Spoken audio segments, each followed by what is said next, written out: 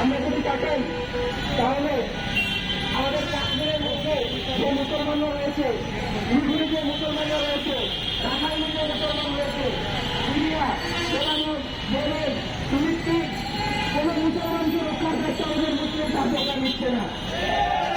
আমরা যদি ইসরায়েলের আশেপাশে থাকি তাহলে দেখতে পাবো তাদের দিকে আরোপ করছি। কিন্তু আরবের শাসক দেশে মিথ্যা জাতীয়তাবাদের বর্ডারের ভিত্তিতে তাদের পালন করা রাখা হয়েছে।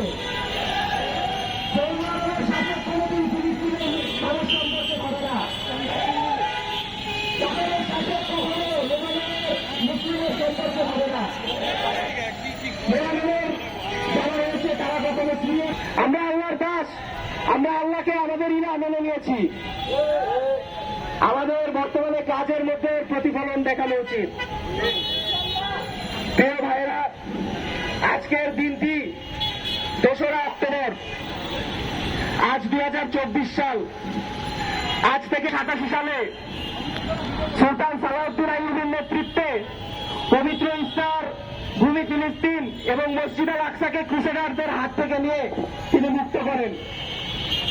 আমাদের বর্তমানে একজন সালাউদ্দিন আইয়ুবীর প্রয়োজন, যিনি আমাদের সমগ্র মুসলিম জাতিকে লা ইলাহা ইল্লাল্লাহর বেসিসে একত্রিত করে সব যত সৈন্যবাহিনী রয়েছে তাদেরকে আল আকসার দিকে মার্চ করাবেন এবং ফিলিস্তিনকে অবৈধ দখলকারীদের হাত থেকে মুক্ত করে ছাড়বেন ইনশাআল্লাহ। আমরা সবাই আশা করি আমাদের যে সেনাবাহিনীর নিষ্ঠাবান সামরিক কর্মকর্তাগণ আছে তাদের কাছে এই মেসেজটি পৌঁছে দেওয়ার জন্য, তারা যেন ফিলিস্তিনের জন্য আওয়াজ তোলে। সাধারণ মানুষ হিসেবে আমাদের সেই সামর্থ্য নেই যুদ্ধ করার, কিন্তু যারা যুদ্ধ করতে পারে তাদের কাছে আমরা এই মেসেজটি নিয়ে পৌঁছে নিয়ে যাই।